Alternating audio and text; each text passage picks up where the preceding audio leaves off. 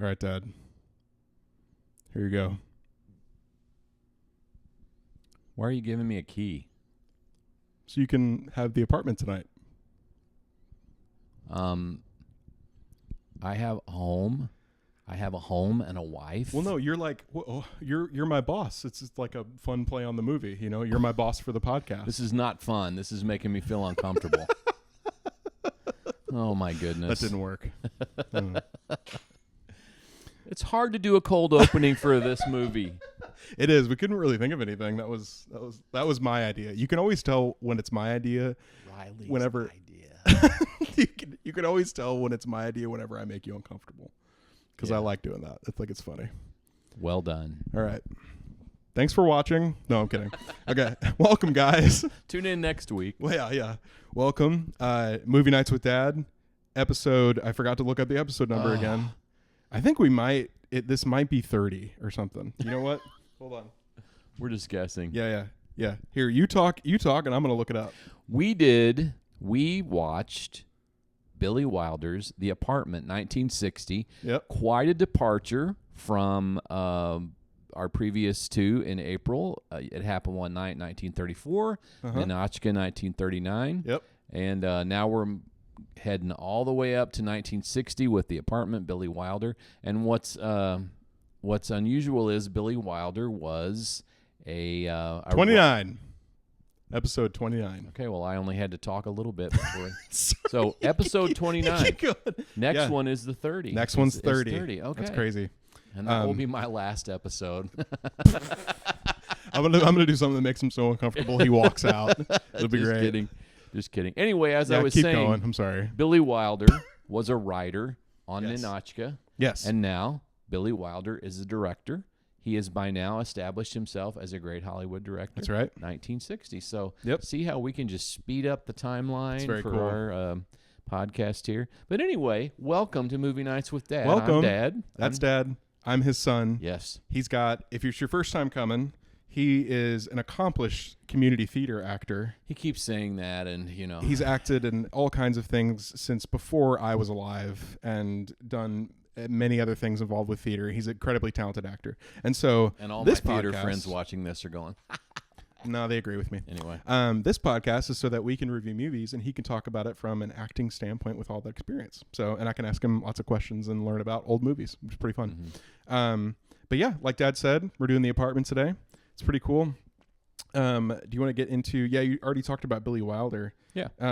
But he made this immediately after Some Like It Hot.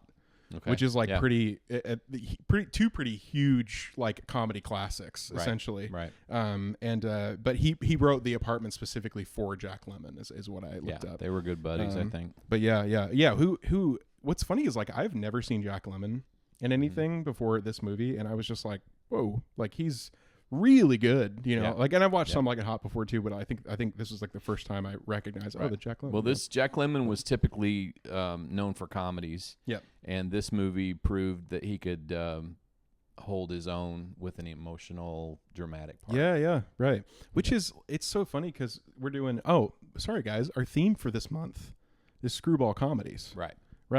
And this is our third episode. We got one more after this.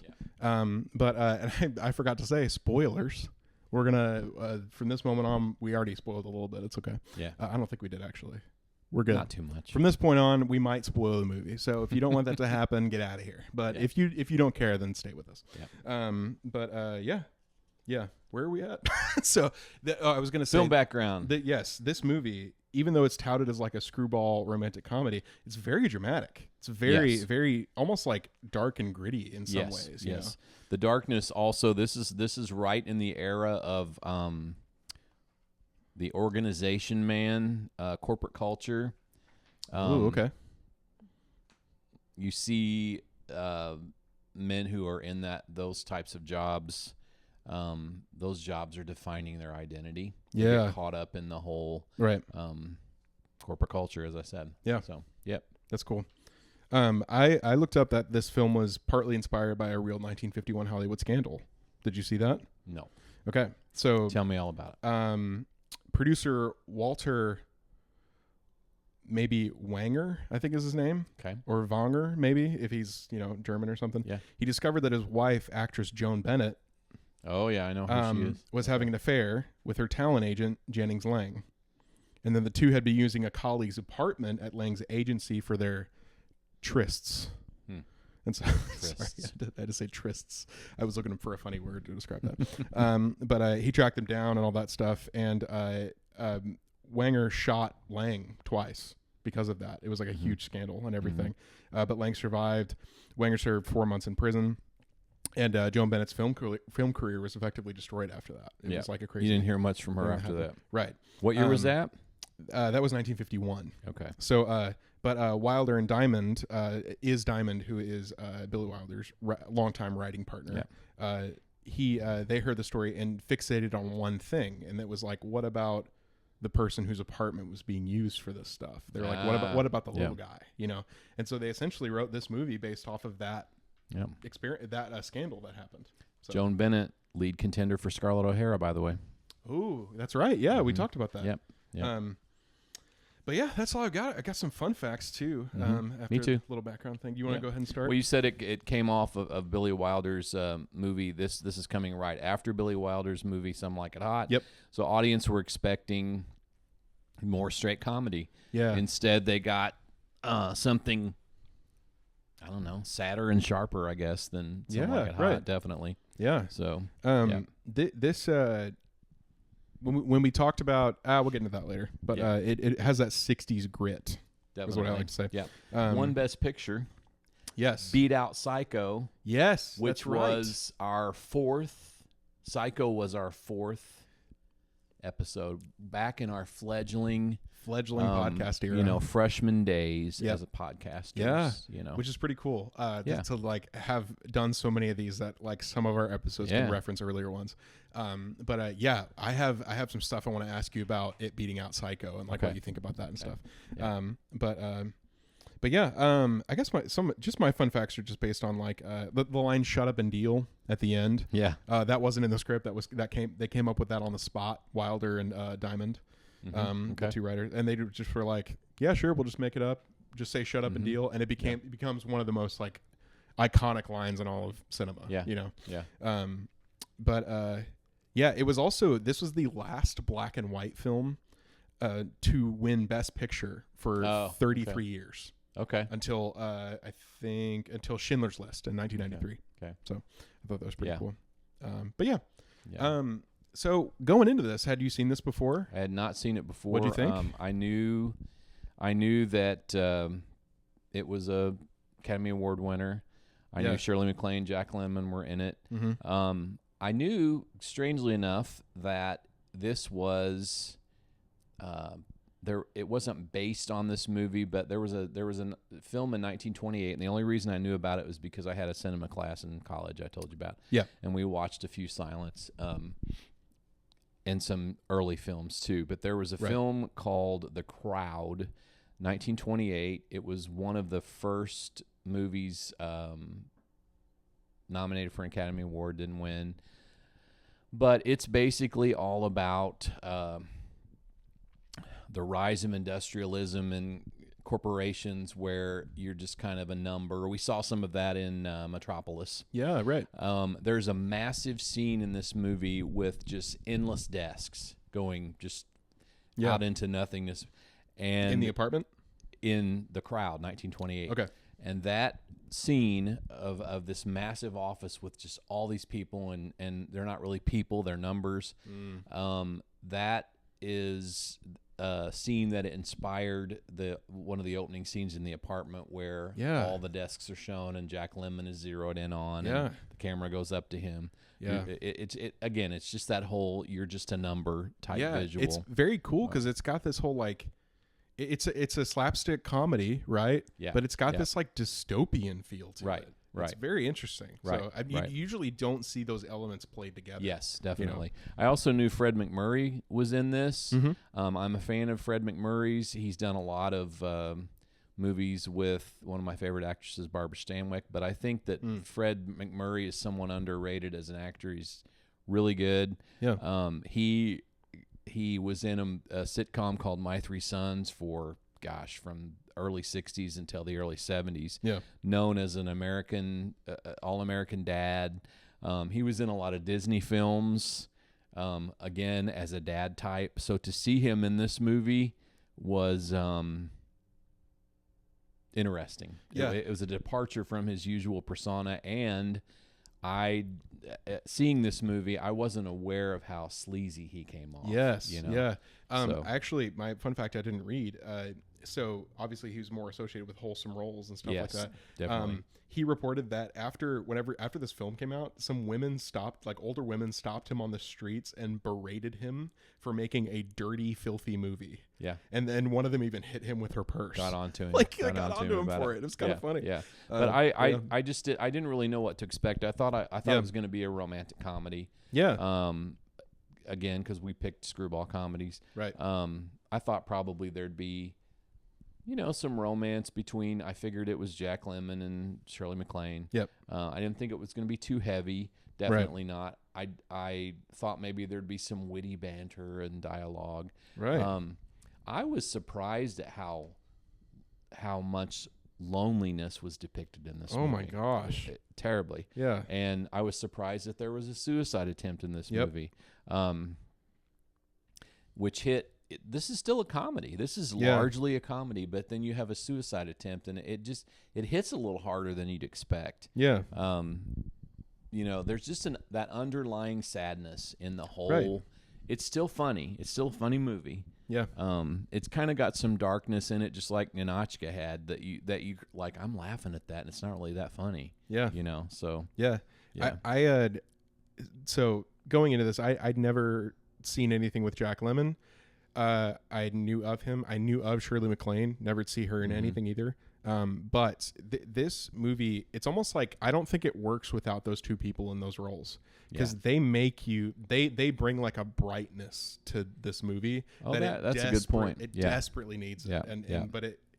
It's because it's such a feat to be able to hit all this darkness with this slapstick comedy. Yeah, like it's so interesting to me. But, yeah, I agree. Yeah. What's do you anything? Actually, you already went over that. Let's go into some of these discussion questions I have. Okay. Here. Flying along here. Sorry, these pages are stuck together. Good night. Okay. So, along the lines of like the darkness along with the comedy. The first question I have here was like it's a romantic comedy, but it's like genuinely very dark. Yeah. Does the comedy land for you? Or does the darker material make it hard to settle in as like a fun watch, like some of these other screwball comedies? The comedy works for me because the comedy relieves the darkness.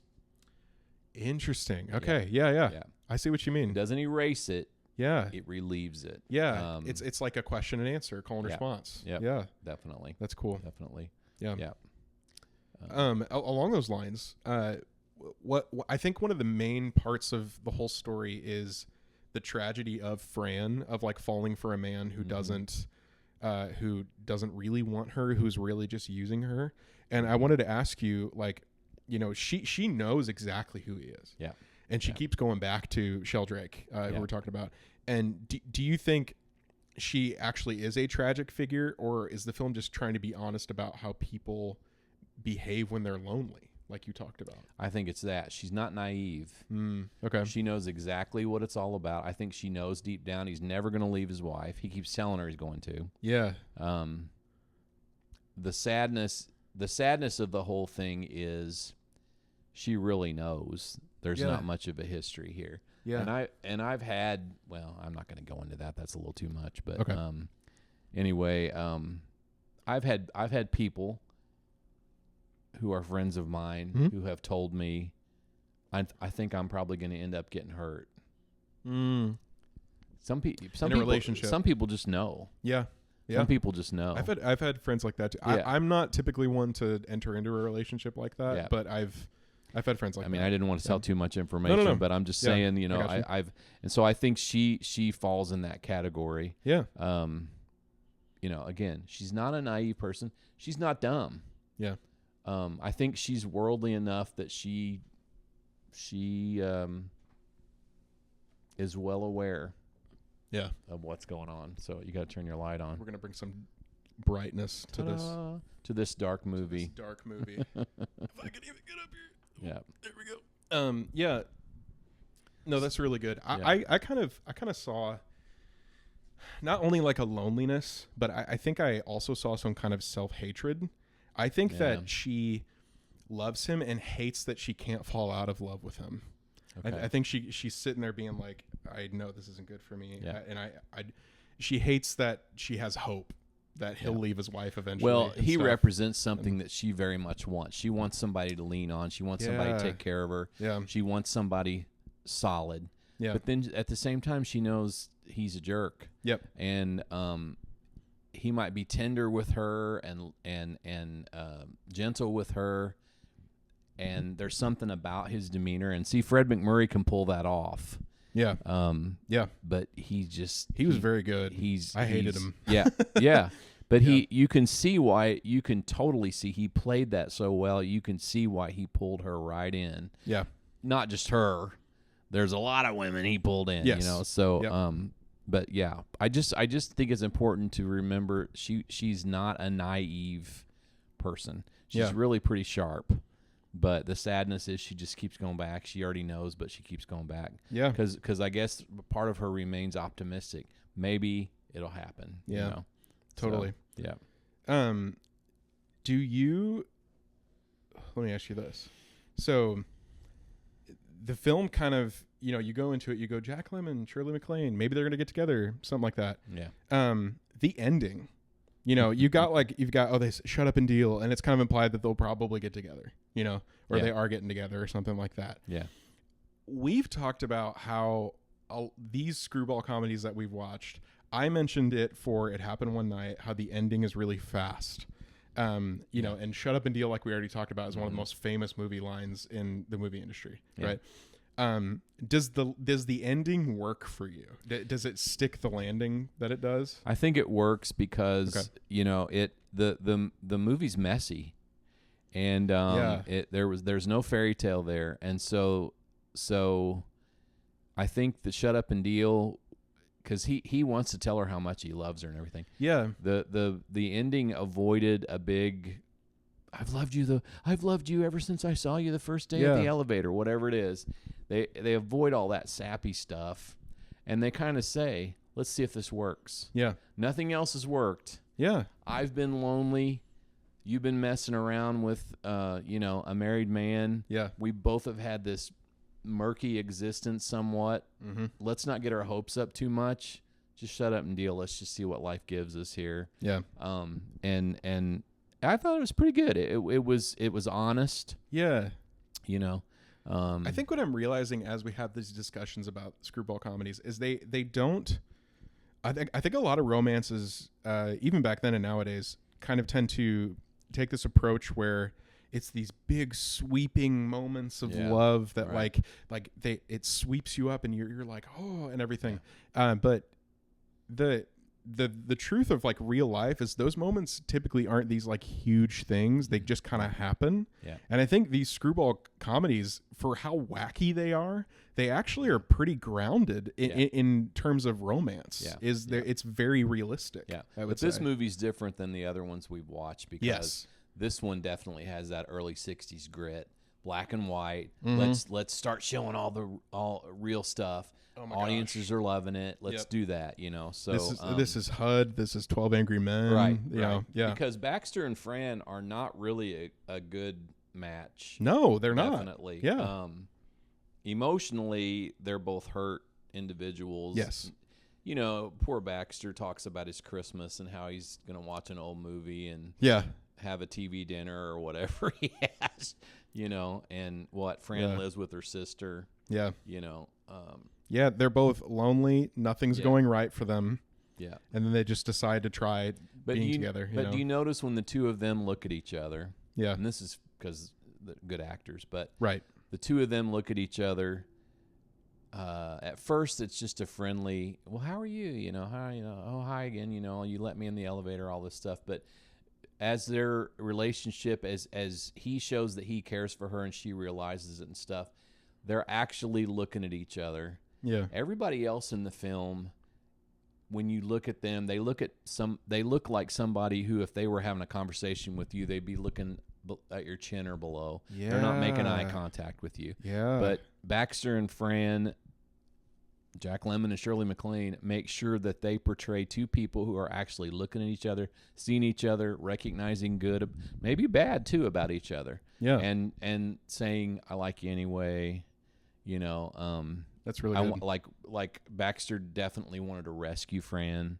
And then Fran starts to see in him what she sees in Sheldrake as that stability and somebody she can lean on, someone who can sweep her off her feet and take care of her, And she still sees it, but she's still like, well, let's just see how this works. Let's just see if this works out. So let's just play cards. Yeah. Which they're not playing cards. They're dealing each other life. Yeah. Right. So the game of life. Exactly. So there you go. That was a long no, that's great. There. Great answer. Yeah. Yeah, so we mentioned this earlier, but this beat Psycho for Best Picture. So, and what's interesting to me is, in hindsight, right, in 2026, if you went out and asked the average person, do you know the movie Psycho, and do you know the movie The Apartment? Yeah. Mm-hmm. Most of them would say Psycho, even if they don't really know movies. Right. What do you think about this winning the best film of that year? Do you think the Academy was playing it safe? Was Psycho too eclectic, maybe, to pick? Well, what do you think about that? Definitely back then. I can't think of any horror film that won for Best Picture. Yeah. Can you think of one? Well, I mean, horror films started getting more attention. Didn't this year a lot of horror films won a lot of Amy stuff? Madigan won for a horror film. Yes. Weapons. Yeah. There are horror films that have won. Yeah, I guess Sinners was somewhat. Sinners was, yeah. Did Sinners win, though? See, I've already forgotten. Michael B. Jordan won Best Actor. Sinners didn't win.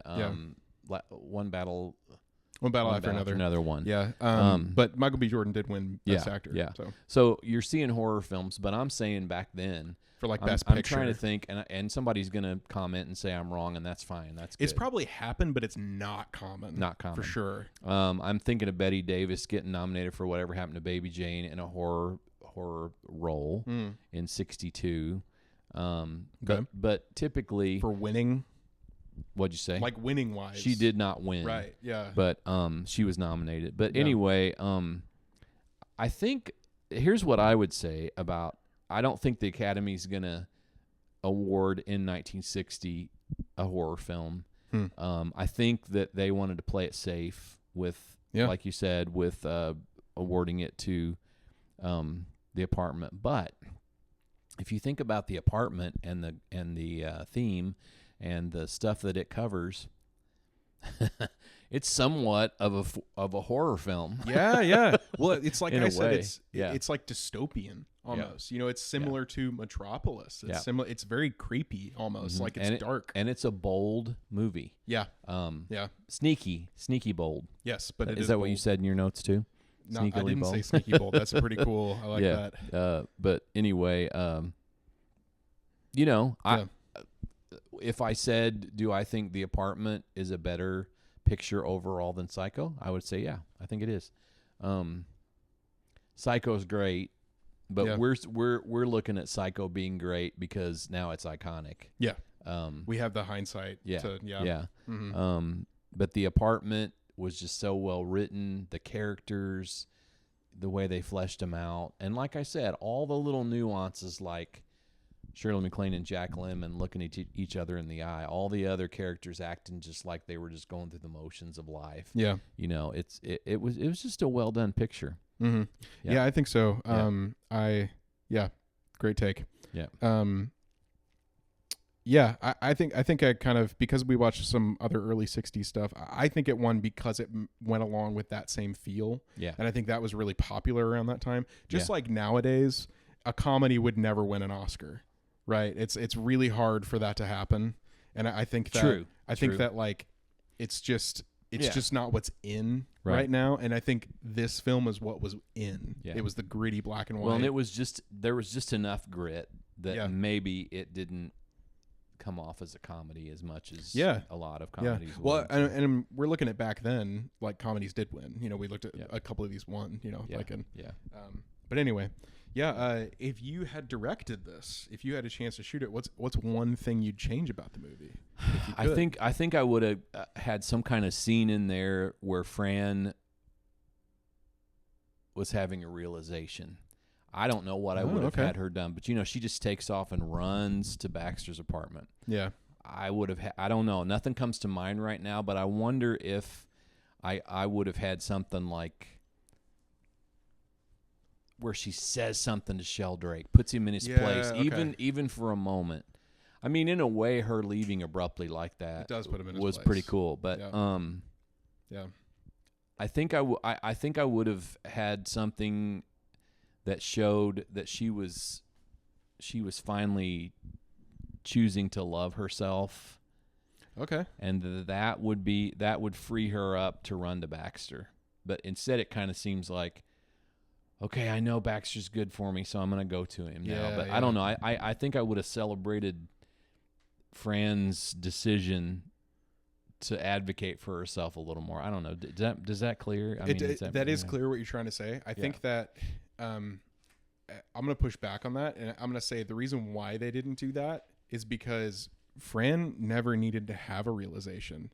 She always knew what was good for her, you know, and it's like, but I see maybe the word realization is like, it's almost like we need to like see the decision. Yeah. You know, we just see her kind of run. I wanted to see her stand on her own 2 feet for just a sec. Yeah. Yeah. Cause she does go straight from Sheldrake to Baxter. And it's like, you know. Yeah. But you know what? It might not have been as impactful because she just kind of threw caution to the wind and she was like, I'm not staying in this anymore. Yeah. You know? So maybe that was the moment where she expressed her independence. I don't know, but it's true. Cool. Yeah. So my little change would be, if I had directed this, I said I think it would be easier to root for Baxter if he were less complicit from the start in the stuff that's happening in the office with his apartment. And I think that we know that he's being used, so we have pity on him. But at the same time, he's not fully absolved from any kind of guilt, I guess, or any kind of wrongdoing, because he benefits from what's happening, right? Like he consistently gets promotions. He gets, you know, treated better at work because of what the deal he's making. And I think I would have changed it a little bit to make it seem a little more forced. Like it was like he has to do this, and it does feel like that. But I think just making him less complicit in what's happening makes it seem like, okay, he's kind of being forced into this. And he doesn't really want to do it, and he doesn't. But like, I want that to be clear. I think it'd be easier to root for him if that were the case. I like to think that he thought, you know what, I'm going to play this game until I get to where I want to be, and then I'm not going to do it anymore. Right. I kind of think that and still that didn't make it right with what he was doing. But man, isn't that a metaphor for like the modern workplace? Yeah. I'm just going to do this until I get to a place where I don't need to anymore. Yeah.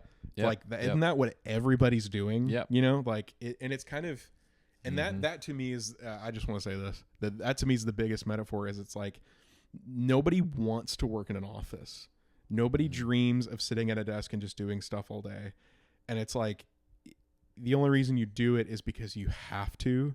And it's a way, like, all of us are handing our key to, like, you know, people who have a lot of money and are able to put us in this position, and to kind of be like, well, I guess I'll just do this until I'm able to, you know, until my podcast gets huge, or until my, you know, something. It's because everybody you talk to nowadays has something on the side, but then they're also working in an office, and they're also working, you know, waiting tables or whatever. Everybody's handing their key over to somebody.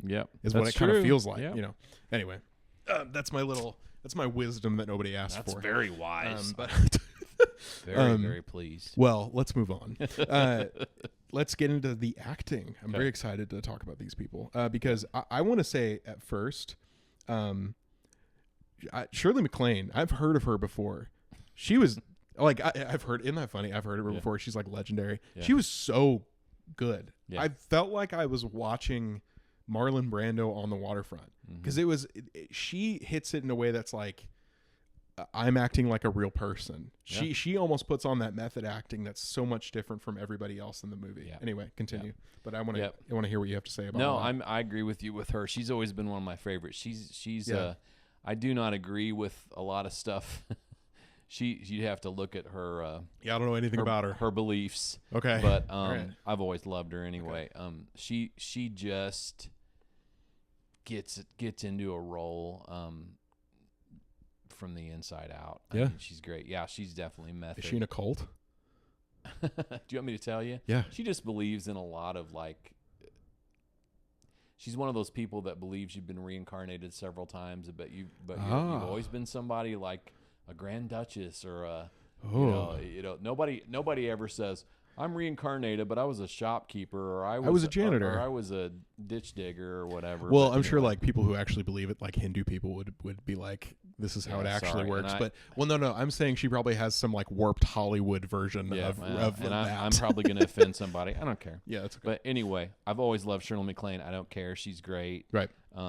I still like actors even when they have different views than I do. It's like, who cares? She's talented. Who cares? Yeah, she's always entertaining to see. Yeah, she had that whole different look, that little pixie hairdo. Yeah, you know, her face is different. Anyway, she just brought a lot of weight to the film. I just like the fact that she never played Fran as a foolish, empty-headed girl. Yep. That was really refreshing, actually. She from the get-go, you knew she was tired.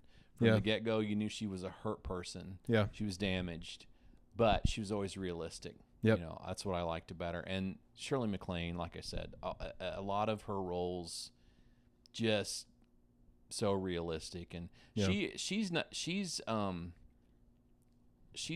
really well-rounded as far as an actress goes. You could call her a character actress, but she also, I don't know. She's a character actress, can be kind of a chameleon, go into any part, but also there's always a little bit element of, oh, there's Shirley MacLaine. I'm not saying she's the same in every role. I'm saying there's an essence of her in every role, yet she's a character actress too. I don't know. That's maybe that's not making sense. No, that makes perfect sense. Like, she's able to do both, really. I like Jack Lemmon because he has that whole everyman look, kind of like Tom Hanks. Yeah. He's appealing like Tom Hanks. It takes somebody like him to make someone who is morally questionable likable.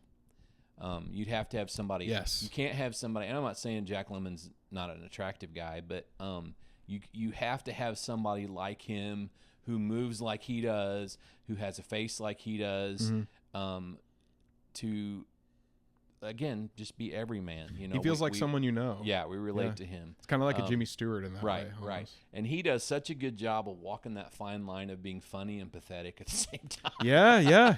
Oh my gosh. You know, which is actually a hard thing to do as an actor. It's just like, you know, these actors, like I think I said something similar about in the last few podcasts, but some of these actors do like vulnerable and snaky, or you know, at the same time, or whatever. Yeah. So because like that's the thing, if someone else, if there was a real life person in CC Baxter's shoes and it was like my friend, I'd be like, dude, what are you doing? I don't feel sorry for you. Yeah. But because it's Jack Lemmon, you're like, oh. Yeah. You know? Yeah, exactly. So, yeah. And then of course, again, I love Fred McMurray. I think he's always underrated.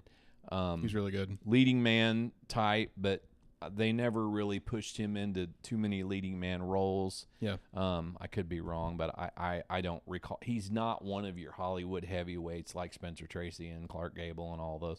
Yeah. But Fred McMurray, he just always had so much class, and you know, and again, like, he's played a lot of dad roles. He's played a lot of good guy roles, but he was in Double Indemnity with Barbara Stanwyck and played this guy who chose the girl and to go wrong and all this stuff. But we'll have to do that movie sometime. But yeah, in this movie, he still has that charming Fred McMurray.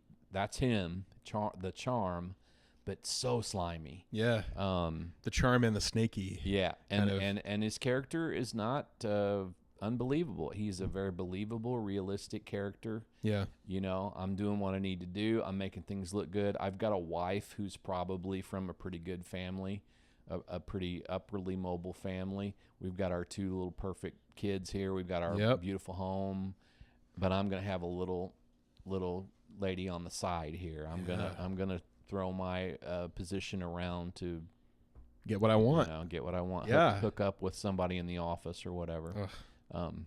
Yeah. I think I need to mention Jack Christian, I think was his name, who played Dr. Dreyfus. I loved him. I picked him as my scene stealer. Yeah. He and his wife. Yeah. Yeah. The reason that I thought he was just so phenomenal in this movie is because you always have a moral center of a movie when you've got, a movie like this. Yes. And he just did it so quietly. Yeah. So you know, coming in, you know, it's almost as if he is the conscience of the audience. Yeah. And so he my favorite line that he said was, Baxter, why don't you be a mensch? Yeah. Which is a Jewish good guy. He's like, what? You know, like that. What does you know, that mean? Just a human, a man. A good guy, upstanding person. Well, because I mean, even if you're not Jewish, you've heard "be a mensch" your whole life. You know, that's just. Oh, really? Okay, I've heard that in movies. I've heard. You know, the first time I heard it is we had a assistant principal. Yeah. Who was a Jewish guy, loved him. Yeah. And he, at Christmas time, we were doing Hide the Santa, and on staff, if you found the Santa, you'd take it to the office. You'd get like a hot drink pass or something, you know, something that teachers running around going, oh, I got a hot drink pass. But he started putting Hide the Mensch. And he was kind of just saying, you know, I'm the only Jewish person on staff, you know, but like that. And that was funny. That's cool. But, yeah, mensch means you're an upstanding Yeah, person. it just means just be a good human. Be a good guy. I'm always so afraid that when I bring up other religions that I'm not familiar with, I'm going to be offensive. That's so okay. Sorry. You're okay. But anyway. That's not offensive. You're right. Yeah. So anyway, that's my comments on the acting. But yeah, Dr. Dreyfus was especially my scene stealer. Scene stealer? Because, cool. Yeah. I already talked about mine, which is Shirley MacLaine. Yeah. She, like you said, from the get-go, she plays it as like a real person, like a woman who you see the hurt there, even when she's just opening the elevator and stuff. There's like a sadness and loneliness there, and you're like, what's up with her, you know? Mm-hmm. Who going along with that? Who's your casting swap for this one? Well, I don't know any. I could not think of a soul that could play Shirley MacLaine's part, but I thought, well, what if we plug Jimmy Stewart in for Jack Lemmon? Yeah. Okay, fine, but because you think Jack Lemmon played Everyman. Who else plays Everyman? Jimmy Stewart. Right. But if you had put Jimmy Stewart in as Baxter, it would have lost that. Baxter is slightly sleazy. Yes. Right. You know. Yeah. Slightly sleazy. Yeah. And I think you need the. Yeah, because he walks that line. I keep looking up here because he's right there. Yeah. Your cool database of movie posters that I can't find anymore. I'm just kidding. Yeah, he walks that line between pathetic and everyman, like you said. That's a great way to describe it. But the everyman is like, okay, he has the capability to lie and be a little sneaky. Yeah, you know. Yeah. And I just think Jimmy Stewart might try it, but we wouldn't buy. He can't be. He can't be slimy. It wouldn't be a good sell. He's too pure. Right. Our boy Jimmy. Our boy Jimmy. Did you notice my forehead during this one? I have a. I'm calling back to our last episode when you said I knew you had a modern pick. I could see your forehead. No, okay. No, not looking at your forehead. I have a modern pick. My forehead's acting I'm looking up. you right in the eye. Okay. I picked Steve Carell as CC Baxter. Oh, perfect. Right? That would be great. So I've been watching a lot of The Office recently, and I'm thinking Michael Scott. He's like that. It's the same thing. He's this lovable fool, but Steve Carell is also. He has like the best like what's going on here? Look, you've ever seen in comedy. Yeah. Like, but he has this, he could have that like confused, bumbling, like comedy to the role, which would be really interesting to see. But also he has that ability to seem kind of slimy. You know, I think he's incredibly talented. He's one of my favorite actors. Yeah. But yeah, I thought that'd be really interesting to see. I think that's interesting. Good. Yeah. I want to ask you from a theater lens. Here we go. Do you I guess I would say through do you have anything written down that you wanted to talk about from a theater perspective? Let's start there. Do you have anything prepared? Because I do have some questions. I have some things, but okay. I when I turned the page, I thought I did write down early on Audrey Hepburn instead of Shirley MacLaine. Oh, okay, yeah. I don't know though. Yeah, she's a little exotic for the role. I haven't seen Audrey Hepburn. Yeah. I've only seen Katharine Hepburn. Totally different, not related. Right. They're not related at all. No, that's hilarious. I thought it was like mother-daughter or something. Yeah. That's funny. Yeah. I wonder if that's a common misconception. Anyway, I'm sure a lot of people early on did. Movie buffs will know. Sure. Not, but anyway, what were you going to ask me about theater? Oh, it was kind of a very broad question, but like out of all of your roles that you've done, just through any plays or anything, can you think of one that connected to any role in this movie? And do you have like any like cool stories about them or anything? Or, I love playing the villain. Yeah. I'd sink my teeth into the Sheldrake. Yeah. I don't know. I don't think I'm debonair enough or suave enough to play that part, but anyway, you're pretty talented. You could do it. Go on. I think that, let's see. I mean, I'm thinking about just like recent parts I played, but you know, I played the villain in Bright Star. Yeah. And I think of how he came across, like, you know, he's really getting rid of this baby. Yeah. But he goes in to see the baby for the first time and says, I just played it this way, but he says, "Is this the child? Fine looking, nothing." Yeah. You know, fine looking, because it's actually his grandchild. Right. But, right. He there's just kind of a blankness, like, yeah, I gotta take care of this for my own interest. Okay, so it's interesting that you bring up Bright Star, right? So I'm going to go into this for a little bit, but so I'm going to connect this. So Sheldrake, right? You said he's got this like, you know, stand-up thing about him, but he's also like very slimy and sneaky underneath that. So there's this whole. I mean, really, all the characters are like that. They all have this front-facing, presenting person, and then something different behind it. And so, I played in the pit band for our college production of Bright Star. I was the drummer, and in preparation, I watched different performances of Bright Star just to watch the band, but also just like see the play to know like when the cues are and stuff like that. Yeah. And I watched several performances of the villain that you played. Yeah. And this is a compliment to you, but this is also a question. I had never seen the villain played as multi-dimensional. The villain in that Bright Star role has always been like very stoic and evil and not. But you played it to where there was like you could see like this turmoil and regret that you have that you're stirring with, but you just choose like the wrong path. There's too much to lose. Yeah, there's too much. You're right. And so it's almost like this choice you don't want to have to make, but you know you must. And it's like, it's evil, of course. Well, thank you, because that's what I was going for. Exactly. But I wanted to ask you, so a lot of these actors are doing the same thing in this movie. What do you do in a role like that to have this front-facing persona, but then also portray what's happening?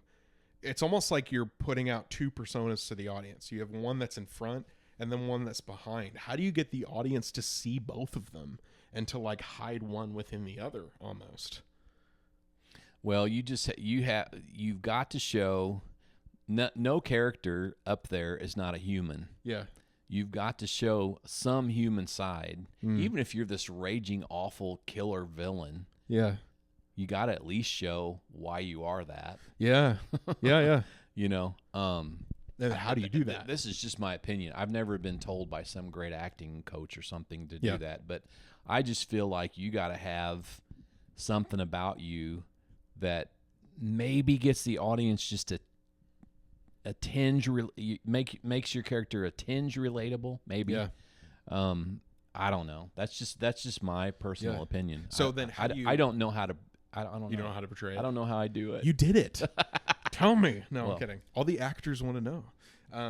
But that's okay. They're probably like, yeah, his kid's got to say nice things about him in there, but he pays me.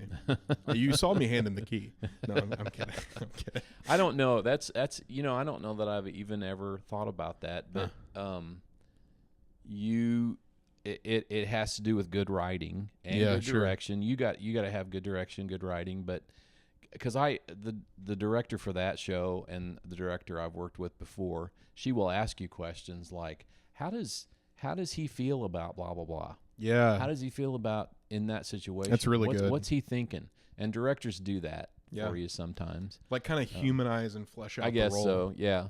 But I think what I think about with that role too is when the son says, "I can't believe," when he finds out what really happened to the baby and what his dad did, the son says, "I can't."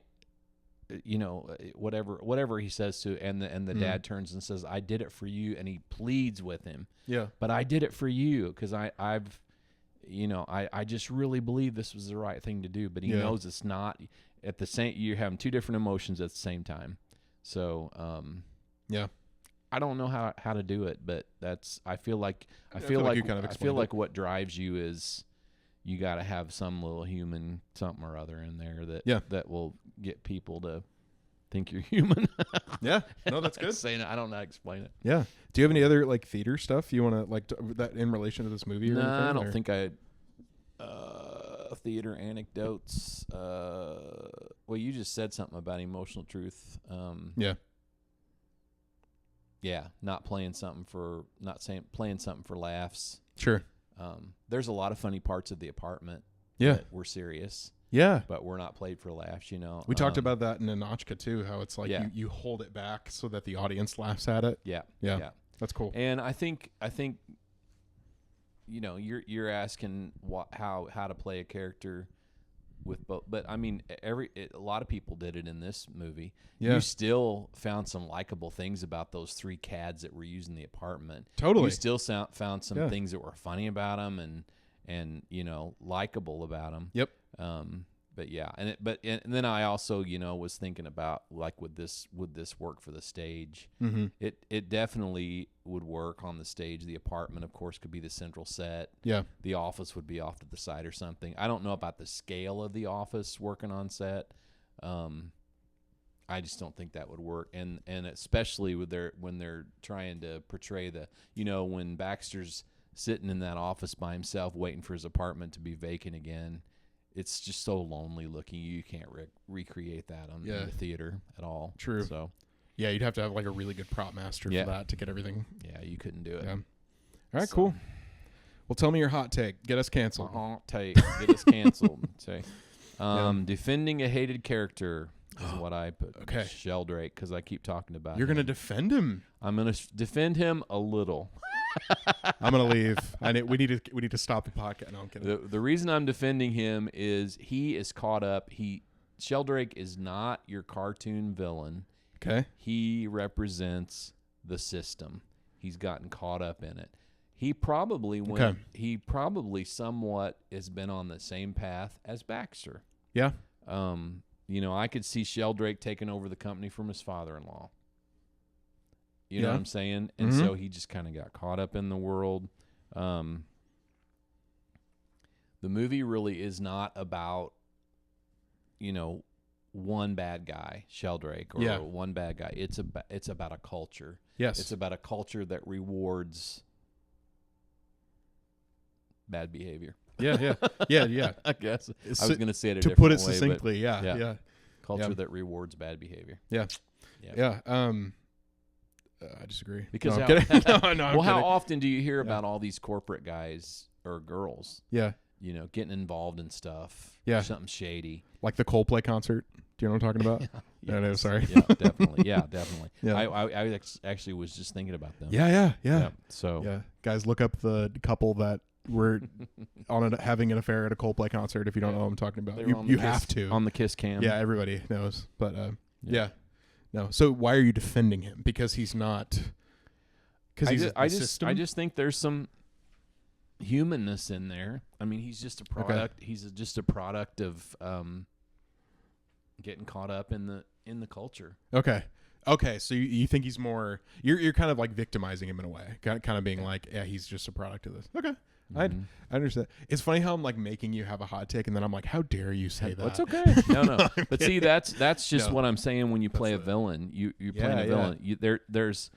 Well, and we go back to our favorite, Mr. Rogers. I remember a story about Mr. Rogers one time. Somebody told him about how they were being treated by someone at work or something, and he said, I wonder what happened in that person's life to make them so unhappy. And that's really what you got to ask about. Why is this character so nasty? Something happened to this person. You know, so. Okay. Yeah. There's some empathy maybe we need to have there. Yeah. So that's what I chose to defend Sheldrake. How dare you? Just because I like Fred McMurray, I can't help it. Yeah, he is. He does seem really sweet. He was the dad of my 3 sons. Yes. Yeah, there you go. That's funny. No, that's the point of the hot take is to just come up with something, and it's like, you know, it's not always going to be 100% what we think, but like, like in my example, I thought of this. I'm not totally on board with it, but I wanted to defend it and see what happens. Okay. Unpopular opinion.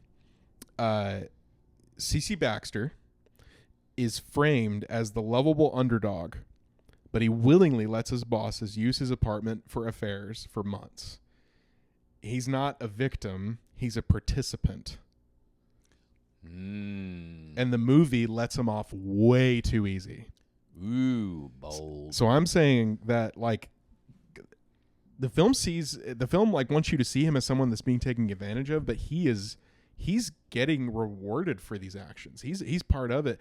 Nobody pressured him into giving up his apartment. He just started doing that. And then people heard about it, and then he was like, well, yeah, I guess I'll keep doing this. You can say no. You can stop doing. No one can force you to do anything. Yeah, of course. Maybe they might fire him. Maybe they might make his job worse and stuff like that. But it's like he dug this hole for himself. Yeah. And it's like you know. So that's my. I'm not totally on board with it, but that's my unpopular opinion is that he's a participant. He's not a victim. So yeah. What do you think? I kind of agree, but I kind of disagree. I'm too wishy-washy to have this Siskel and Ebert banter back and forth that we're supposed to be having here. Yeah. But yeah, I can see your point. Though we got to quit doing that. Though I can see your point. Oh yeah. I know we're too understanding. I had a conversation with him where I was like, "It's more entertaining if we yell at each other and disagree," and we still can't do it. We'll get there. That's okay. Sometime there's going to be an episode where we completely disagree. We're at either end of the spectrum. We'll yell at each other, and then that'll be our last episode because we'll be too afraid to talk to each other. Headline, you know, we disagree. World famous podcast breaks apart. Yeah. You know, double feature. What'd you get? What do you pick for your double feature? Something like it hot. Another Billy Wilder. I did. My gosh. I'm sorry. No. Think about it for a little bit. No, I'm kidding. Yeah. It's definitely like a more wacky Billy Wilder comedy. Yeah. No, I actually my main one was Sunset Boulevard, which is another movie we got to do. I've never seen that. Who's it? It's Gloria Swanson, who was a silent film star, playing a faded silent film star, which is super interesting. That's actually cool. Yeah. And she takes in a guy who's a down on his luck writer and kind of makes him into her significant other, and the reason that I would double feature it with this one is because it's another Wilder film that kind of has darkness right under its surface, and it is extremely dark. Yeah, but there are some quirky, funny in there too. Not as much. Okay. It's not a comedy. That's cool. But all right. Definitely not a screwball comedy. I like that pick. So yeah, there you go. There you go. I picked this is more modern than this movie. Yeah. Have you seen Office Space? Now who's in that? 1999. I don't know. I know that I don't know their names. Yeah. Jennifer Aniston is in it at one point. Okay. She plays the girlfriend of the love interest of the main character. Okay. A lot of people in that movie. It's a very like a, satirical, almost nihilistic take on corporate culture. Okay, so you're doing the whole corporate thing. Yes, okay. and I think it would be because that one is also kind of like a darker comedy. Yeah. It's like this guy who gets like hypnotized into thinking, into like not caring about his job at all. Oh, and that actually like moves him up in the corporate ladder. Yeah. Because he doesn't care anymore. And he like gets all these promotions and stuff. And he's like, and then he just goes, I don't think I'm going to pay my bills anymore. I don't think I'm going to, like, he just stops caring about any of the system. And so it's like, but it's funny. It's really funny. But even, and it was 1999. So, I mean, it's like older at this point, 27 years ago, but like, it's actually still pretty like poignant, and I think it still hits today, So it compares to The Apartment and that corporate there you go stuff. Well, what's your final takeaway? What's out of 10? What do you rate this? I rated it 9. That's crazy. I did an 8. I've you been 1 point under you every single time. Every time you have, crazy. We haven't talked about it ahead of time. Wow. The reason I just thought this was, again, similar to Ninotchka, but even on a darker scale. Funny movie. Yeah. About deeply funny stuff. Yeah. I'm not deeply funny, deeply unfunny. Yes, reality. yeah. Deeply unfunny realities. I understand what you mean. Yeah. Very serious movie that's very funny. And I think I gave it the 9 because it is a classic early 60s gritty example of we're not gonna show you how things are fixed. Yeah. Shut up and deal. We're just gonna Let's just see where we go with this. Here's where it is. Yeah. So if you go into it, what I was thinking, it was a light, goofy comedy. Don't go into it thinking that. Yeah. If you want something kind of thoughtful, bittersweet, it's a good holiday film. We should have watched it for Christmas. Yeah, actually, I forgot. There's like a Christmas element to it. Yeah. But there's so much metaphor. There's so much symbolism. Yeah. I mean, The Apartment itself. Yeah. It symbols. It's not a place to live. It symbols a transaction space. Yeah. The key that you had. Yeah. It symbolizes all these things: power, control, access to something. Yeah. That's good. You got the elements like with the corporate ladder, climbing the corporate ladder, versus your own personal dignity. Yeah. It's good.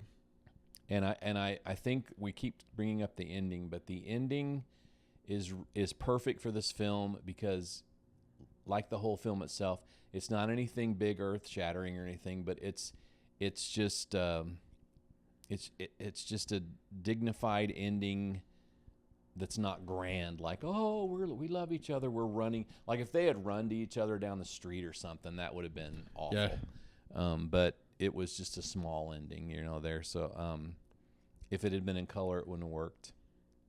Black and white keeps it grounded. You're right. And so those are the reasons that I said 9 out of 10. There's just so many things in it. Cool. Baxter and Fran choose their compromises in the movie, which you don't have a lot of that happening in a romantic comedy when you've got, you know what I'm saying? Yeah. They choose. So I don't know. Does that make sense? No. Explain. Doesn't make sense. Well, where they have chosen to compromise with their relationships, where they're going, it's not dealt to them. It's not something they pick and choose what they decide to compromise. Yeah. I don't know. I like that. Okay, cool. Yeah, I just want to hear what you had to say about it. Yeah. Cool. So I gave it an 8 out of 10. I gave a little. I always write like little headlines for these. Sometimes I say them, sometimes I don't. Yeah. But I put the rare movie that's funnier and sadder than you expect, held together entirely by 2 performances that make you root for people you probably shouldn't. Yeah. But that might just be the point. Choosing their compromise. Yeah. That's cool. Yep. All right. I agree. Well, Good. Is that it? Is that my? I thought I had another. Oh yeah, there's my last little page. Jeez. Did you have one more page? Me miss my laptop, but I like having little scripts here. Script this there. Is nice. Yeah. Yeah. How would you recommend this? What's the vibe? What kind of person would you recommend this to? What's the mood you'd recommend this for? I think it's an essential. Do not watch it if you're wanting just some little light romantic comedy. Yeah. Watch something that's a little more cerebral.